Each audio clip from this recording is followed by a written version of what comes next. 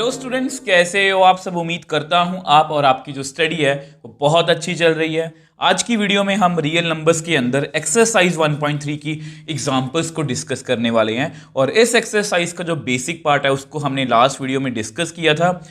Basic वाली video और इससे पहले जितनी भी वीडियोस हैं इस पूरे चैप्टर की, इन सभी का लिंक आपको नीचे डिस्क्रिप्शन बॉक्स में मिल जाएगा। और अगर मैं आपको बताना चाहूं कि लास्ट वीडियो में मतलब बेसिक वाली वीडियो में हमने क्या किया था, तो हमने बेसिकली सबसे पहले एक थ्योरम की थी कि अगर कोई पी प्राइम नंबर है तो वो ए स्क्वायर को डिवाइड कर रहा है तो वो ए को भी डिवाइड करेगा।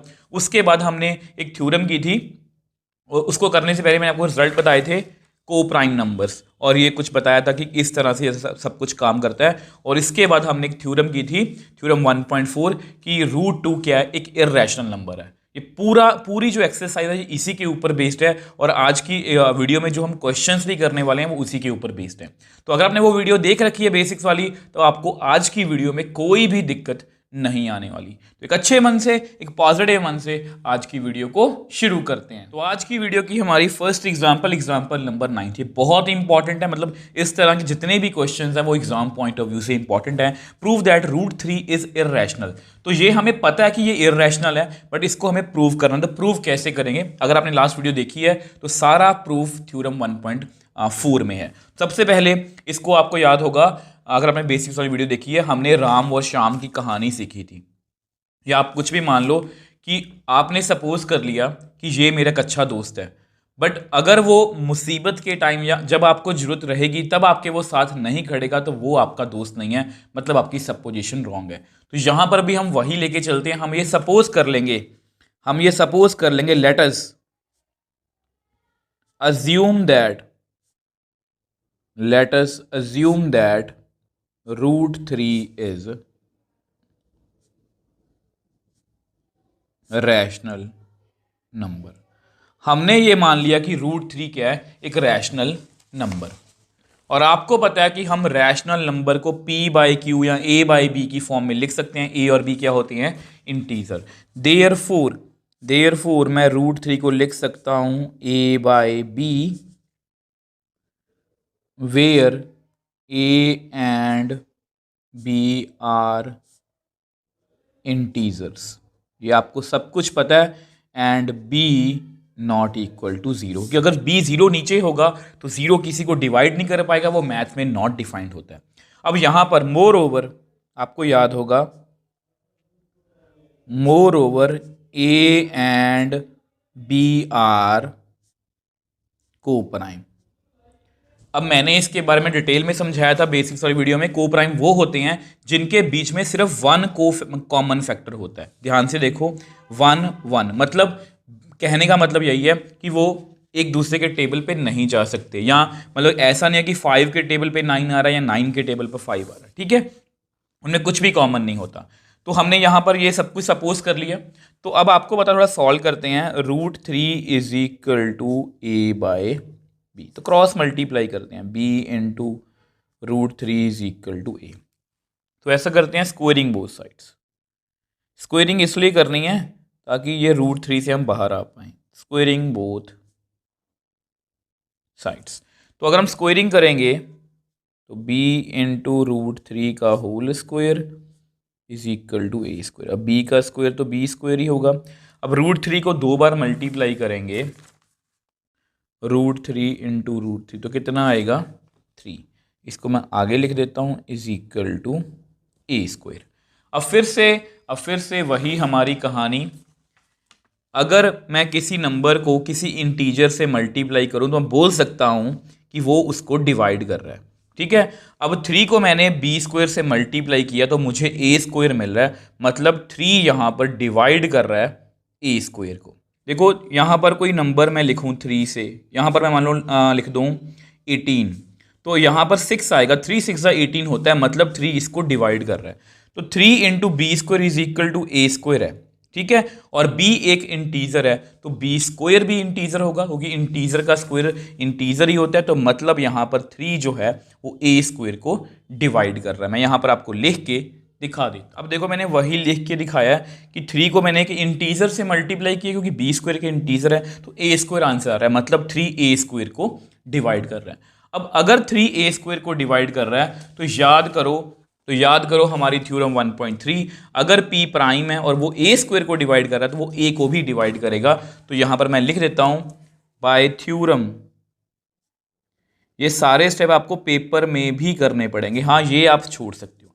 Bye theorem 1.3, bye theorem 1.3 3 also divides a। अब इसको आप ना लिख के रख लो। तो यहां पर हम पहुंच गए। तो देखो अगर मैं ये कहूं, अब फिर से रफ में आते हैं क्योंकि इसमें समझने वाली बातें ज़्यादा हैं। अगर मैं आपको ये कहूं कि 21 को 3 डिवाइड कर रहा है, 21 को 3 डिवाइड कर रहा है, ठीक है, तो यानी कि यहां पर मैं एक इंटीजर लिखूंगा जिससे मेरा आंसर 21, मतलब जिसको मल्टीप्लाई करूंगा तो आंसर 21 आ जाएगा। अब सिंस इसको ध्यान से देखना, 3 divides a, therefore there is some integer c such that 3c is equal to a। इसको कंपेयर करके देखो, since 3 divides 21, therefore there is some integer 7 such that 3 into 7 is equal to 21। I hope इसको आप relate कर पाए हो। और अगर इसको मैं ऐसे लिख पाया हूं तो इसको ना नंबर 1 मान लिया करो, ठीक है, पुट इन 1। तो इसको 1 में पुट करेंगे तो 3b² is equal to a² है, तो 3b² is equal to 3c का होल स्क्वायर। ये कितना बन जाएगा, 9c²। ठीक है, अब इस 3 को मैं इस 3 से 9 से कट कर सकता हूं, तो मेरे पास कितना आ गया, b² is equal to 3c²। अब वैसे इसको कंपेयर करके देखना, यहां पर मैंने वो क्या बोला था, c एक इंटीजर है तो c² भी इंटीजर है, और 3 को मैंने एक इंटीजर से मल्टीप्लाई किया तो मुझे b² मिल रहा है, मतलब 3 जो है वो b² को डिवाइड कर रहा है। अब मैं आपको नेक्स्ट पेज पे लिख के दिखा देता हूं। अब देखो फिर से वही बात कि 3c² इंटीजर है तो b² आ रहा है, तो 3 किसको डिवाइड करेगा, b² को। अब फिर से वही रेपिटेशन में है, तो बाय थ्योरम 1.3 अगर 3 b² को डिवाइड कर रहा है, 3 आल्सो डिवाइड्स b। तो हमारे पास 2 रिजल्ट्स आ गए। 3 जो है वो a को भी डिवाइड कर रहा है, अभी अभी हमने देखा था, 3 b को भी डिवाइड कर रहा है। मैं आपको लिख के दिखा देता हूं। अब देखो लास्ट पेज पे हमने कैलकुलेट किया कि 3a को डिवाइड कर रहा है, अब 3b को भी डिवाइड कर रहा है। अब 3 क्योंकि दोनों को डिवाइड कर रहा है, मतलब 3 दोनों का कॉमन फैक्टर है, तो मतलब बट हमने क्या सपोज किया था, we assume that a and b are coprime, मतलब उनमें कुछ भी कॉमन नहीं है। को प्राइम का मतलब क्या होता है, मैं यहां पर आपको लिख भी देता हूं, लिख के दिखाता हूं बाद में। तो को प्राइम का मतलब ये होता है कि जैसे 3 और 8 आपस में को प्राइम है, ये आपस में एक दूसरे के टेबल पे नहीं आते। अगर मैं यहां पर लिख लूं 6 और 9, ये दोनों 3 के टेबल पे जा रहे हैं, तो मतलब इनका 3 कॉमन फैक्टर है, तो ये को प्राइम तो नहीं हुए ना, 6 और 9 को प्राइम नहीं है, 3 और 8 को प्राइम है, मतलब यहां पर हमारी सपोजिशन जो है वो रॉन्ग हो गई है। मैं जस्ट आपके नोट्स के लिए आपको लिख के दिखा देता हूं। अब देखो ये वैसे लिखा है कि there is no common factor. Coprime का मतलब क्या होता है, कॉमन फैक्टर नहीं है। यहां पर 3 कॉमन फैक्टर आ रहा है, मतलब विच इज कॉन्ट्राडिक्शन। कॉन्ट्राडिक्शन का क्या मतलब होता है, यस, कि ये एक गलत बात है, विच is contradiction, therefore our assumption मतलब जो हमने अज्यूम किया था is wrong, root 3 is irrational। तो ये हमारा जो क्वेश्चन है वो प्रूव हो गया। देखो हमने रैशनल मान लिया, तो मैंने a बाई बी की फॉर्म में लिख लिया, a और b इंटीजर है, a और b को प्राइम है। उसके बाद मैंने सॉल्व किया तो मेरे पास ये सिचुएशन आ गई कि 3 ने a² को डिवाइड कर दिया, तो 3 a² को डिवाइड कर रहा है तो 3 a को भी डिवाइड करेगा। सेम वे से 3 ने b² को भी डिवाइड कर दिया तो 3 ने b को भी डिवाइड कर दिया। अब 3 ने दोनों को डिवाइड कर दिया, मतलब 3 कॉमन फैक्टर है, बट को प्राइम का मतलब क्या होता है, कॉमन फैक्टर नहीं है, तो ये गलत हो गया। इसका अगर गलत है तो हमने जो सपोज किया था कि वो रैशनल है, इसका मतलब वो रैशनल नहीं है, वो कौन सा नंबर है, irrational. So next example 10th की बात करते हैं। Show that 5 minus root 3 is irrational. अब ये जो क्वेश्चन है ये इनसे ईजी है। ईजी का मतलब यह है कि यहाँ पर हमें काफ़ी कुछ लिखना पड़ा, यहाँ पर हमें काफ़ी कम लिखना पड़ेगा। देखने में लग रहा है कि थोड़ा सा लेंथी होगा, बट ये बहुत ईजी क्वेश्चन है। तो देखो फिर से वही हमारी कहानी रहेगी राम और श्याम वाली, कि हम इसको उल्टा सपोज करेंगे। हम क्या करेंगे, let us suppose that, let us या अज्यूम दैट, जो मर्जी बोलो, let us assume that 5 minus root 3 is a rational number. हम ये मान लेते हैं कि ये एक रैशनल नंबर है, और अगर ये रैशनल नंबर है देयरफॉर 5 माइनस रूट 3 को मैं लिख सकता हूं a बाई बी की फॉर्म में, वेयर, अब ये सारी फॉर्मेलिटी आपको पता है, a and b are integers, b not equal to 0, more over a and b are coprime. तो ये सारी हमारी सपोजिशन है कि ये एक रैशनल नंबर है। तो फिर से इसको थोड़ा सॉल्व करते हैं। तो let 5 minus root 3 is equal to a by b. इसको क्रॉस मल्टीप्लाई कर दो, या ऐसा करो, क्रॉस मल्टीप्लाई मत करो, इसको रूट 3 को उधर ले जाओ, क्योंकि रूट 3 को ना मैं जानता हूँ, रूट 3 क्या है, एक इर्रेशनल नंबर है, ठीक है। तो यहीं से हेल्प लेंगे, तो a बाई बी को इधर ले आओ, उधर रूट 3 को ले जाओ। तो मैंने क्या किया कि a बाई बी को मैं इधर ले आया, रूट 3 को उधर लेके गया, तो ये माइनस का क्या बन गया, प्लस बन गया। तो यहां पर आगे ना ऐसा करते हैं, यहाँ पर जगह थोड़ी सी कम है, इसको नेक्स्ट पेज पे सॉल्व करते हैं। अब देखो इसके बाद हमें एक लाइन लिखनी है और हमारा क्वेश्चन क्लियर हो जाएगा। हमने क्या सपोज किया था कि 5 माइनस रूट 3 क्या है, इर्रेशनल नंबर, ठीक है। हम यहां पर पहुंच गए हैं। अब आप मेरे को बताओ 5 क्या है। आप बोलोगे सर नेचुरल नंबर है, होल नंबर, कुछ मर्जी बोल लो, मतलब 5 को मैं रैशनल नंबर बोल सकता हूँ। ये तो आपको पता है ना, 5 का मतलब है 5 बाई 1 मैं लिख सकता हूँ। 5 एक रैशनल नंबर है, a बाई बी एक रैशनल नंबर है। अगर हम दो रैशनल नंबर्स को सब्ट्रैक्ट करेंगे तो हमें हमेशा एक रैशनल नंबर मिलेगा। मैं यहाँ पर करके भी दिखाता हूँ। मान लो 5 माइनस 1/2 ये एक रैशनल नंबर है, तो कितना आएगा, 9/2। ये एक रैशनल नंबर है। मतलब कोई भी करके देख लो, whenever we subtract two rational numbers we always get a rational number. मैं यहाँ पर आपको लिख देता हूँ। अब देखो मैंने यहाँ पर वही लिखा है, 5 रैशनल नंबर है, a बाई बी हमने सपोज किया था। अगर हम दो रैशनल नंबर को, ये याद रखना आप, दो रैशनल नंबर को सब्ट्रैक्ट करेंगे तो हमें हमेशा एक रैशनल नंबर ही मिलेगा। Therefore 5 minus a by b is a rational number, but root 3 is an irrational number। ये एक irrational है। therefore अब आपको पता है, देखो ये आपका रियल नंबर सिस्टम है, ठीक है। हर एक बात से आपकी नॉलेज मतलब कि हमेशा इंक्रीज होती है। तो यहाँ पर देखो ये रैशनल नंबर है, देखो रैशनल नंबर के अंदर इंटीजर है, इंटीजर के अंदर होल, होल के अंदर नेचुरल, बट इररेशनल नंबर का जो बॉक्स है वो हमेशा अलग होता है। मतलब रैशनल और इररेशनल कभी भी आपस में इक्वल नहीं हो सकते। आप इसको भी देख लो, ये सारे ह्यूमन बींग्स है, ये पेट डॉग है, ये इररेशनल डॉग मैंने बोला था इसको। तो यानी कि therefore rational number, therefore rational number can't be equal to an irrational number, ठीक है। बट हमारे पास ये सिचुएशन है, ठीक है। अब आपके सामने है, ये रैशनल है, ये रैशनल, दोनों आपस में इक्वल है। देयरफॉर विच इज कॉन्ट्राडिक्शन, ये तो कॉन्ट्राडिक्शन आ गई। देखो वही राम और श्याम वाली कहानी है। रैशनल नंबर कभी भी इररेशनल नंबर के इक्वल नहीं हो सकता जो हमारे पास आ रहा है। Therefore our assumption is wrong, जो हमने सपोज किया था वो क्या है, रॉन्ग।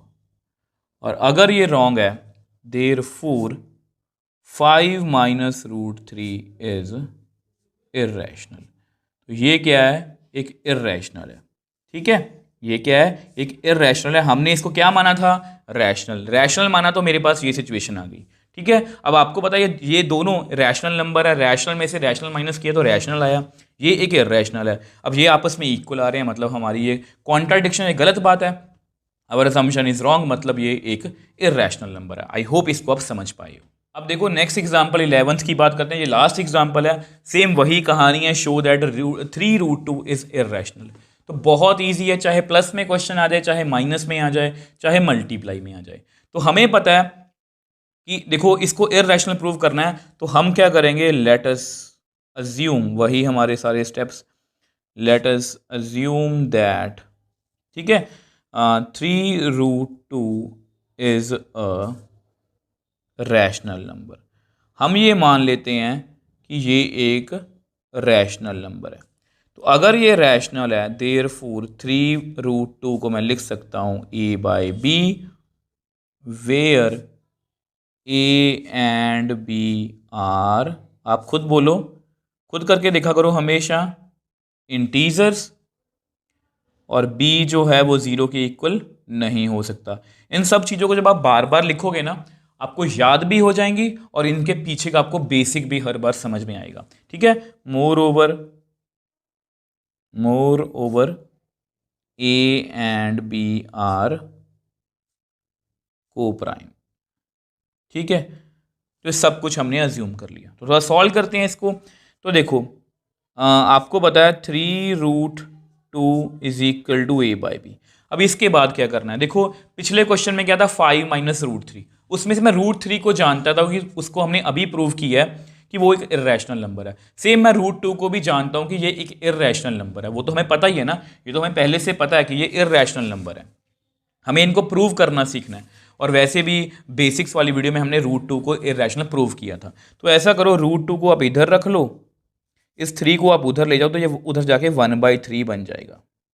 ये उधर जाके 1/3 बन जाएगा। कुछ बुक्स में ऐसा भी लिखा गया है कि root 2 is equal to a/3b। बात एक ही है, इसको मैं 1/3 बोल रहा हूँ। अब क्यों ऐसे लिखा है मैं आपको बता देता हूँ। देखो अगर हम ये देखो a/b एक रैशनल नंबर है, a/b एक रैशनल है, 1/3 एक रैशनल है। आप चेक कर लेना, इसकी डेसिमल एक्सपेंशन आप चेक कर लेना कितनी आएगी, 0.333333 कुछ ऐसा आएगा। तो ये एक रैशनल नंबर है। अगर हम दो रैशनल नंबर्स को मल्टीप्लाई करेंगे तो हमें हमेशा एक रैशनल नंबर मिलेगा। तो सेम उसी मतलब कि स्टेप्स पर हमें काम करना है। मैं आपको लिख के दिखा देता हूँ। अब देखो वही कहानी आपके नोट्स के लिखी है, ये एक रैशनल नंबर है, ये भी रैशनल है, दोनों को मल्टीप्लाई करेंगे तो भी हमें रैशनल नंबर मिलेगा। तो therefore 1/3 into a/b is a rational number. Also root 2 is irrational, ये तो आपको पता ही है, रूट 2 एक इर्रेशनल है। ठीक है, एंड रैशनल नंबर, मैंने को लास्ट में ही बताया था, can't be equal to irrational number. ये आपको पता होना चाहिए कि एक रैशनल नंबर इर्रेशनल नंबर के इक्वल नहीं हो सकता। मैंने को पहले भी बताया था कि रैशनल नंबर ये है, ये इर्रेशनल, दोनों अलग अलग हैं, इन दोनों का आपस में कुछ भी लेना देना नहीं है। तो बट हमारे पास क्या सिचुएशन आ रही है, हमारे पास ये सिचुएशन आ रही है कि root 2 is equal to 1/3 into a/b। तो हमारे पास ये सिचुएशन आ रही है, irrational is equal to rational. तो हम यहां पर क्या लिखेंगे, विच इज कॉन्ट्राडिक्शन। ये तो गलत बात है, खुद ही बोल रहे हैं कि ये आपस में इक्वल नहीं आ रहे, बट हमारे क्वेश्चन में विच इज कॉन्ट्रा, हमारे क्वेश्चन में ये इक्वल आ रहे हैं, which is contradiction. Therefore our assumption is wrong. ये assumption हमारी रॉन्ग है, मतलब ये हमने अज्यूम किया था कि रैशनल नंबर है। Therefore 3√2 is irrational. I hope इसको आप समझ पाए हो। तो इस तरह से हमने इस एग्जाम्पल को भी बड़ी ईजिली सॉल्व कर लिया। सो सेम वही कहानी है, रैशनल मान लिया, सॉल्व किया तो हमारे पास ये सिचुएशन आ गई। अब ये दोनों रैशनल नंबर को मल्टीप्लाई करके रैशनल नंबर ही मिलेगा, ये एक इरैशनल नंबर है, ये आपस में इक्वल तो नहीं हो सकते, मतलब ये गलत बात है, मतलब हमारी असम्पशन रॉन्ग है, मतलब ये एक इरैशनल नंबर है। देखो पहली बार में आपको लगेगा कि ये क्वेश्चंस मुश्किल हैं, बट एक दो बार करोगे ना, इसके बाद जब आप क्वेश्चंस करने जाओगे एक्सरसाइज के, आपको वो बहुत भी और भी ईजी लगेंगे, क्योंकि सेम प्रोसीजर को हमें रिपीट करना है। आई होप इन सभी को आप अच्छे से समझ पाए हो। अगर आपको फिर भी कोई डाउट है, आप मुझे नीचे कमेंट बॉक्स में लिख सकते हो, मुझे इंस्टाग्राम या टेलीग्राम पर मैसेज भेज सकते हो, मैं आपका हमेशा रिप्लाई करने की कोशिश करता हूँ। अगर आपको वीडियो थोड़ी सी भी हेल्पफुल लगी है तो वीडियो को लाइक कीजिए, शेयर कीजिए, उस चैनल को सपोर्ट कीजिए।